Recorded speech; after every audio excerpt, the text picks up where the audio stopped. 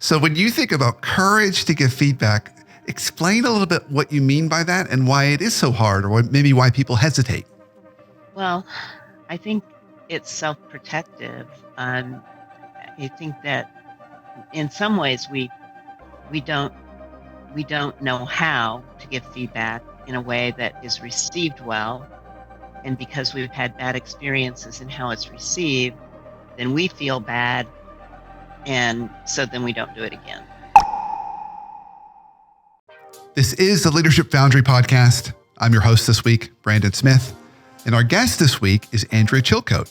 Andrea is the CEO and founder of Morningstar Ventures.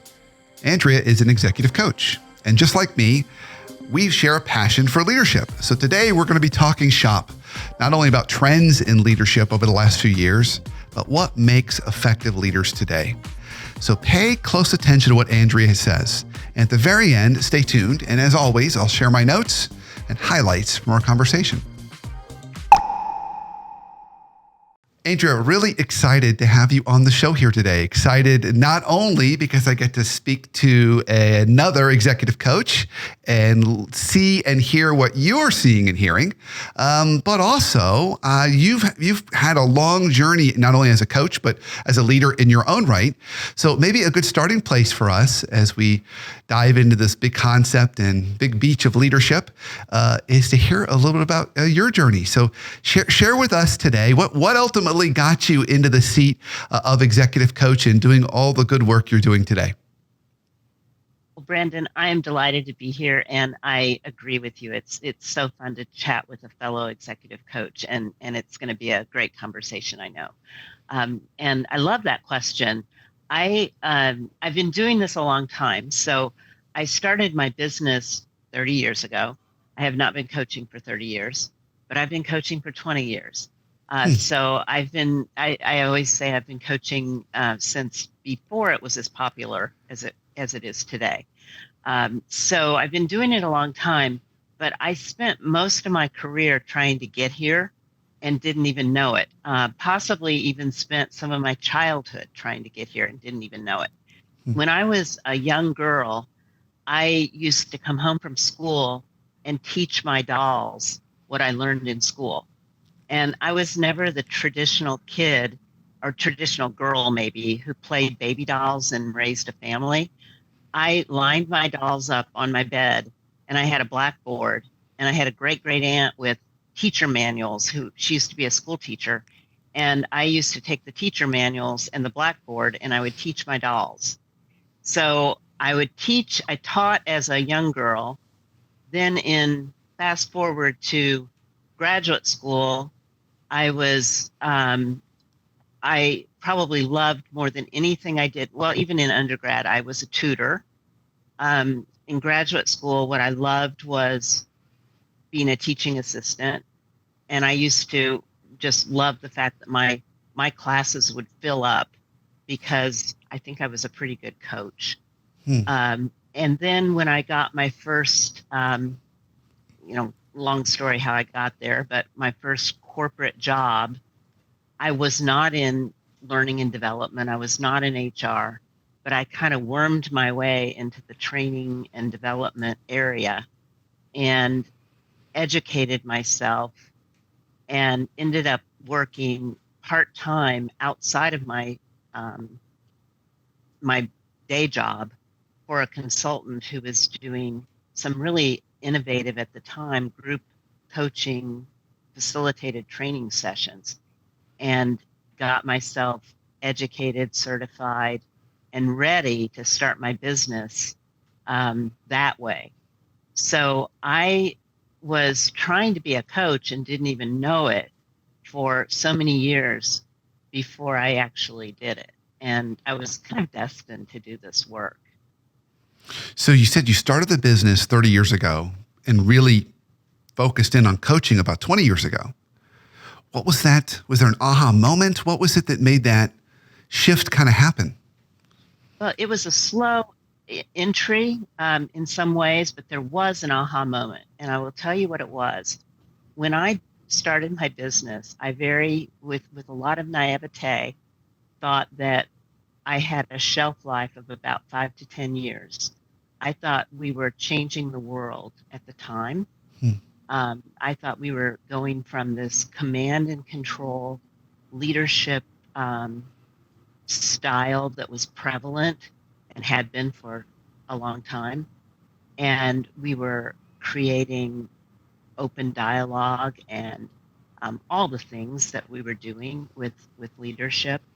And I thought we were going to shift things. And the kind of work that I was doing was not going to be needed anymore. I thought people were going to get it and cultures were going to change and the way we did business was going to change.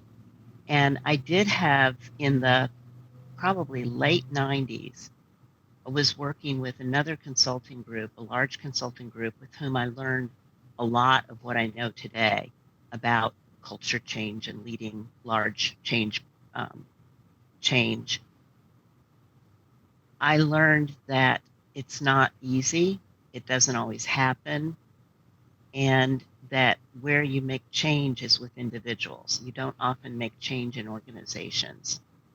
And even in group settings, what happens is individuals make change.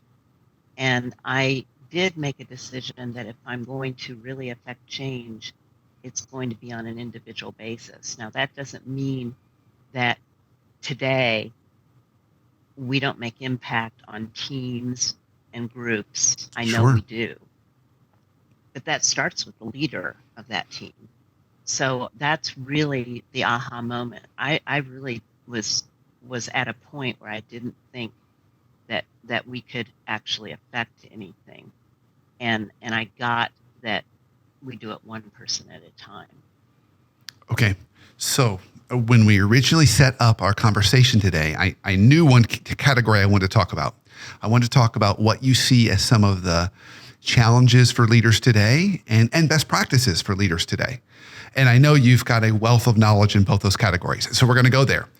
But you've sparked a new question for me, Andrea. And so often we talk to our leaders, I know you do too, and they aspire to be better coaches. But no one really sits down and says, what does that mean? So I would be really curious, when you think about what does it mean to be a good coach, either attitude or traits or skills, what are some good ways of thinking about coaching that everyone listening here today who aspires to make that positive change on their teams can start to embrace? Well, it might be what I think leaders need to do is it's probably two things. And it has a lot to do with some of the things I think you're going to ask me about that are in my book. One is listening. Um, I don't think we listen, and it's a very, very simple thing that's not simple at all. It's not easy. It may be simple, but it's not easy. We need a lot of listening, and I can give you a pretty profound example of that happened this week with a leader. I could tell you a quick story. Um, and the courage to give feedback. So Hmm. I can't say one thing. So it would be listening and the courage to give feedback. And and I don't think it's common, even though that's one of those things that back in the 90s we were teaching. And I thought, we people would just start doing it and things would change and everything would change. Yeah, and I think it probably perhaps could have, but these little guys, for those of you listening, I'm holding up my phone, have not helped us out very much. This Yeah. makes listening a lot harder, being present a lot harder. So let's dig into those a little bit. You talked about listening, and you talked about a story that happened this week. I would love to hear it. Yeah, I'm working with a small team, and one of the members of this team is new, and he's the president of a division of an organization that has been through a lot of difficulty and has to make some changes pretty quickly in order to get back on track. And he has a tremendous amount of experience. He also has a tremendous amount of care and compassion for the team that he's leading. And he told a story. He's had a reminder through this work that we're doing about the importance of listening. And he said that since he's been there, which is about 2-3 months, that it's so compelling to him because of his experience and because of the great need to make change, for him to jump in and tell people what they need to do and to make changes. And he said what this organization really needs is a good listening to. And I thought that was such a profound statement. And he said, I am forcing myself to listen to them. And it is bearing fruit. And I am developing such trust. And I know that that trust is going to turn into the ability to make the changes that need to be made with people's support. And I think that's what's most important, is that by listening, we can actually gain the trust. And we know that that's what we need in order to have people engaged in whatever needs to happen. We have to have trust as a foundation. So that's not the only way of listening, and it's not the only part of the answer to the question you asked me. There's also feedback, and there also is a need for his expertise. They can't keep doing the things that they have been doing the way they've been doing them. But I thought that was so important when he said the organization needs to be listened to. Yeah, I love that. And I love your connection with that leading to trust. The second thing you mentioned earlier was this courage to give feedback. You didn't say give feedback. You said courage to give feedback. And it reminds me of our mutual friend, Randy Hain, and his passion around candor. So when you think about courage to give feedback, explain a little bit what you mean by that and why it is so hard, or maybe why people hesitate. Well, I think it's self-protective. I think that in some ways we don't know how to give feedback in a way that is received well. And because we've had bad experiences in how it's received, then we feel bad. And so then we don't do it again. And then we create whole cultures that have, to use Chris Argyris's model of left-hand columns, we have big left-hand columns where we hold in what we don't say, and we create whole cultures around silence or being nice on the outside and holding in our feelings. So I think it's a big problem. Courage is being willing to say what is true in a respectful way, but it takes listening. And that's I have an example of that from yesterday. I had a conversation with the leader of someone I'm coaching, and I told him, I used the word extraordinary. I said, what you're telling me is extraordinary. I had never met him before. I didn't know him before this. And he gave me feedback, which he had given, by the way, to this leader. I said, this is extraordinary what you're doing. And he was kind of taken back. He said, I'm just kind of doing my job. But it was extraordinary because he is listening and observing this individual in meetings and interactions with him, with others. And he's willing to, in a very respectful and caring way, tell him what he's doing and what he could do differently. And these are really senior executives. And it's just so uncommon for people, one, to pay attention at that level and realize that those are important things, and two, to be willing to be vulnerable enough to share them and take the risk that the person is not going to either react reject, defend, etc. And that's why I think it takes courage. Yeah. Yeah, you've got to put yourself out there and be able to share that point of view. So I want to pivot our conversation to leadership today. And there's no better way to do that than to spotlight and highlight your book and your title, What Leaders Need Now. I mean, it says it all.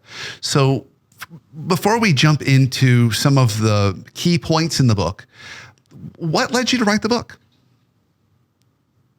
Well, I think that when the pandemic hit in March 2020 is when when the date that I'll remember, everybody going home.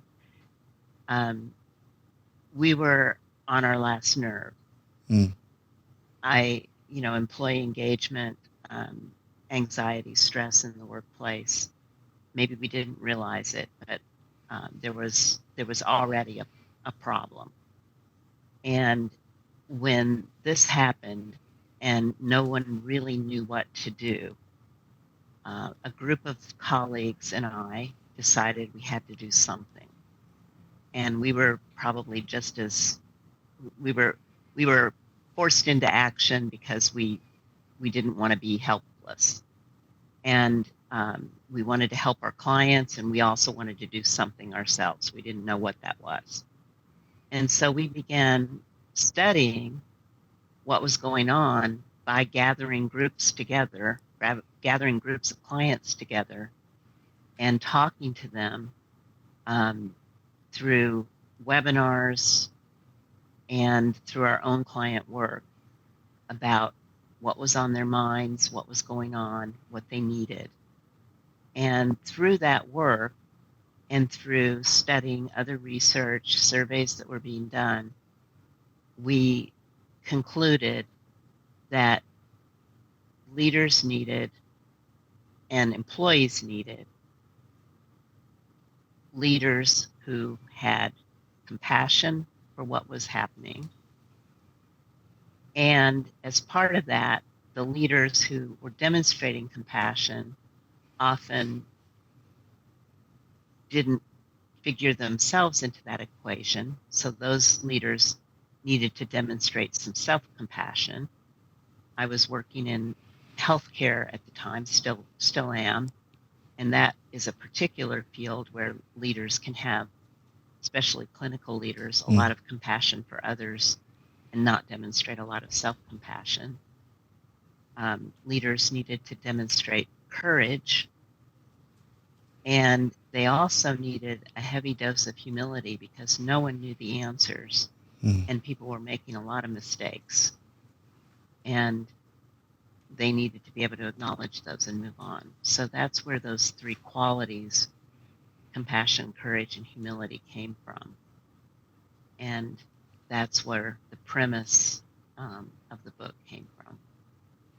So if we fast forward to today, 2023, how would you weight those three buckets? So if we've got compassion for others and what's going on, but also self-compassion. We've got that courage to maybe lead boldly, whether it's what you say or what you do. And then, of course, the humility, which I love that distinction you put on there, being able to acknowledge mistakes, recognizing, we're going to have some missteps and that's okay. And we're going to own those. So when you think about those three buckets and you think about 2023, and you had 100 points, Andrea, would you allocate them equally across those buckets? Or would you say, gosh, today feels like we might want to wait a little more on this one than that one? Oh, that is a hard question. And of course it's like your children. You love all three equally, don't you? Yeah, it is true. And what I would really love, and I have plans to do this, is to get some data, and stay tuned for that, because I do have some plans for some to do some study around this. But that is only a vision in my mind right now. I would say that there is absolutely, positively data-based need for compassion. The Gallup Global Workplace study just came out, and we still have quiet quitting and loud quitting increasing, and employees are not engaged and they're not happy. And one of the things they need is support, and they need listening. So there was another study done that said that CEOs have done a reversal in terms of empathy. That CEOs were very empathetic during the pandemic, and now CEOs' empathy has dropped. So I would say compassion is still up there and still needed. And if my clients are any judge or any gauge of this, self-compassion is still something that is alive and well and needed. I don't think that we can shift cultures. I'm not so naive as to think it's going to happen in my lifetime anymore. I thought it was going to happen in 5 to 10 years, but I don't think we can shift cultures without courage. We talked about courage with feedback. So courage is never going to go away as a key leadership need. And, it's probably the yellow car syndrome that, if you buy a yellow car, you see yellow cars everywhere on the road. But it seems like everyone's writing about humility now. There are books coming out. When I was researching humility, there wasn't a lot in the literature. And now everyone's writing about humility. So I can't answer that question except to say that I think these are really key qualities. Love them all equally. That's what I heard. Love them all equally. Okay, so I've got a little scenario for you that I hear a lot, and it just came to mind as you were going through these. And it's going to pair off compassion and humility. I'm sorry, it's going to pair off compassion and courage. Okay, so we're going to take those two and look at them. And here's the situation. And I'm hearing it all the time with my clients. You're hearing it too. Everyone's trying to figure out what's the right mix between in-person, in the office requirements and working from home. And so it's a challenge because, as you know all too well, a lot of companies say we want the culture back. We want that connectivity, those relationships. Ideating is better, all those sorts of things. So then they say, we're going to require 3 days a week in the office. Okay, we're going to have the courage to do that. As you said, part of culture change. But then the employees push back and say, I've been working just fine from home. You're not really understanding or recognizing my needs. And I found a rhythm that works really well for me. I just work from home, and it allows me and my family situation to work out much better. So then now we've got this tension between courage and compassion. And I would imagine just saying that out loud, sounds like a generic example, and yet it's probably conversations that are happening behind the walls of most companies today. Help us navigate that. How do we do that well and honor those two? Yeah, I would be careful about even calling that compassion as part of that. And I don't have the answer. So by no means do I say that, well, I got the answer to that one. That one's a hard conversation. I would take courage a step farther in that one. And that would be to be really, really honest about the why. And that's where courage comes in. So I was part of a conversation about this with a leader recently, where they were talking about how if you're not there on certain days when board meetings happen, when certain executives are in the office and they don't know you and they don't see you and they don't meet you, you're not there when they're talking about they're doing talent reviews and succession plans. Yeah. And sadly, if they don't see you, they don't know you, you're not on their radar. And he said he was going to sit down with his team and talk about that. And if that's what they want, if they would rather stay home and stay at that place in that job at that level, and if that's what they want, that's okay. But know that they're not going to be part of that if they don't get seen and heard and part of the team. And if they want to come in on Mondays and Tuesdays when those folks are in and go to lunch and be seen and be heard and be part of that, then they're going to be part of that mix, and they're going to have relationships. And that's courageous. And that person can have that choice. Now, if the reason that they want everybody in the office is because they just built a new building and they've got this real estate that they want to use, that's not courageous. Yeah. So yeah. I love that answer. First of all, I think you actually did have an answer. That's a beautiful answer. I think that's an answer that most CEOs and leaders listening today should take counsel from. And I love the fact that you have the courage to really lean on that hard and not waver, and then be able to explain the why and how it connects to the person, what's in it for them, which I think is a form of compassion.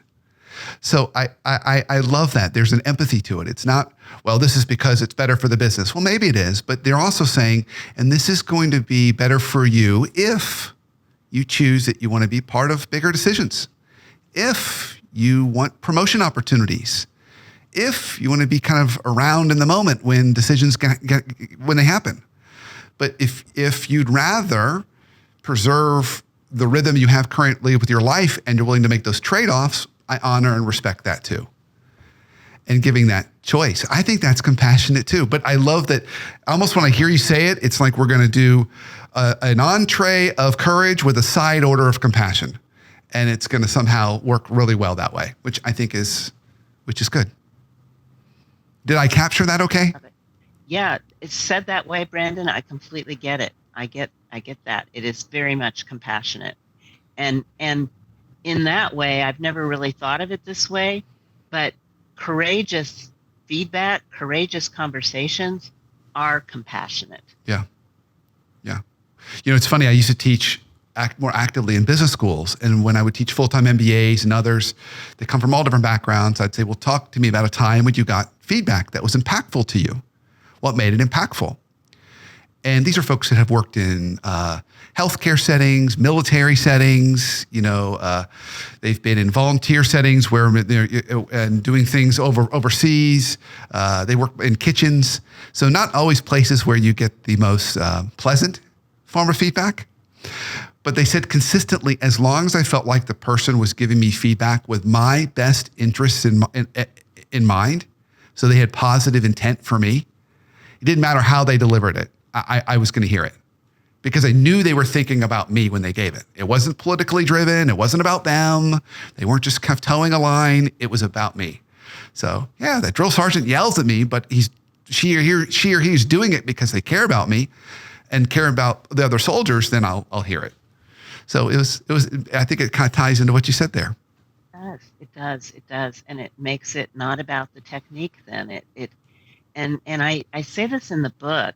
These qualities are they're not skills and they're not techniques. So it's not something that you can put into a training program and learn them like techniques. And you're making that point.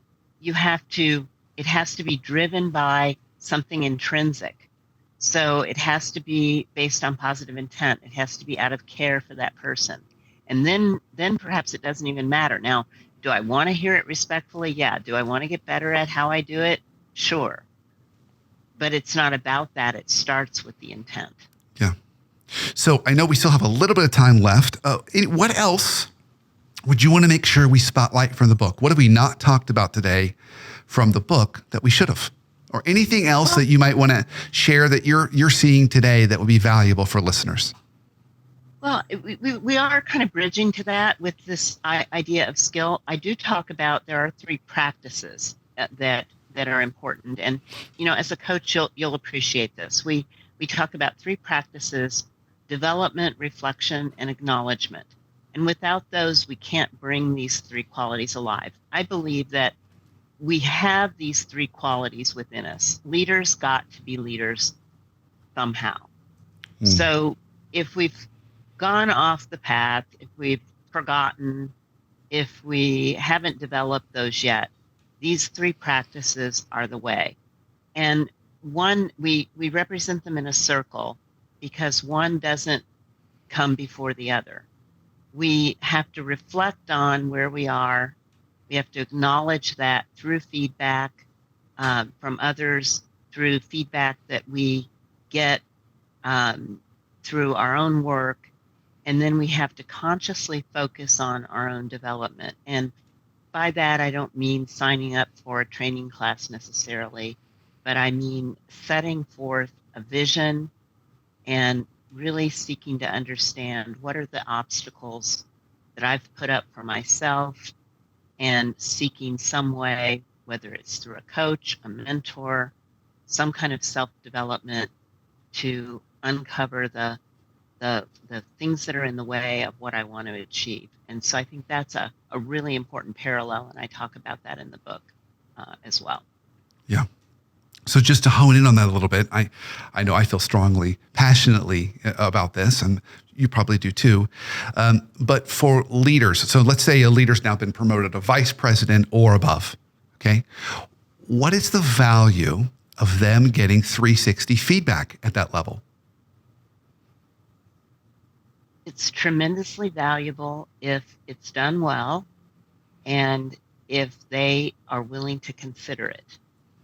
And that's what acknowledgement is. Yeah. All 360 feedback is not actionable. They must, at a minimum, consider it and look for what is actionable and acknowledge that. And then with the help, hopefully, of a coach, if they've gotten 360 feedback, or a mentor, someone who can be objective and help them set forth some kind of development plan or goals and act on what is actionable. Yeah. That's my belief.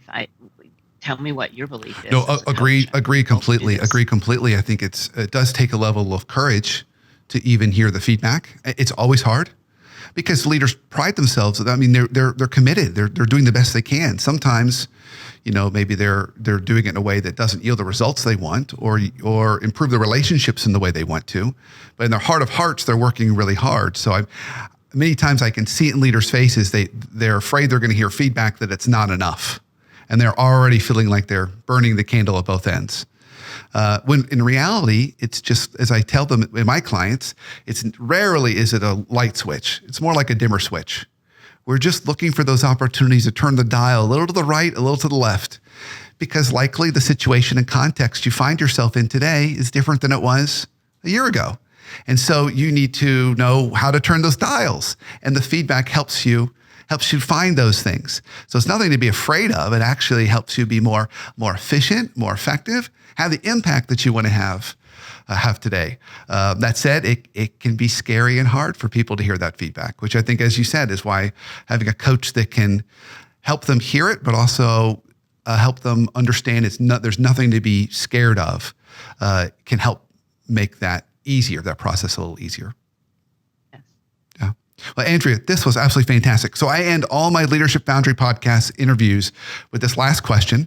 What is one, and this is channeling our friend Randy Hain, what is one practical tip that you'd have for leaders today? Something they could start doing tomorrow that will make them better, or make them have a more positive impact on the people that they serve?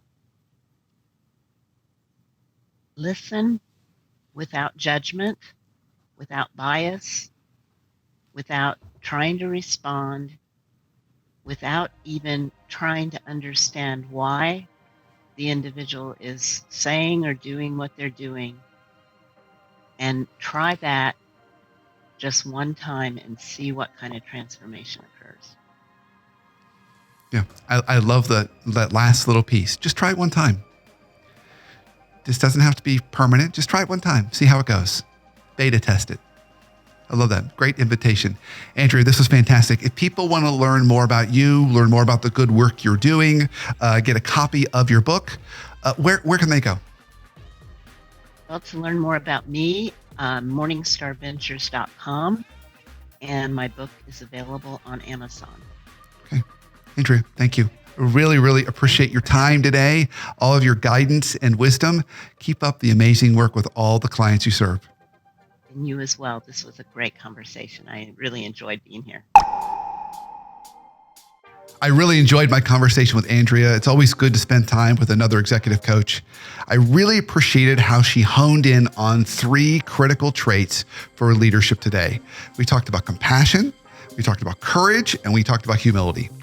And we even got to play those off a little bit on what does it mean when you've got situations like bringing workers back to the office, and how we might lean more on courage and use compassion as we have those conversations. But I think those are 3 really great tools and some highlights of what I took from our conversation today. So regardless of what you took away from the conversation, identify that one thing you could either start doing, stop doing, or continue doing, and work it into your leadership toolkit. So not only can you be a better leader today, but that much better a leader for you and your teams starting tomorrow.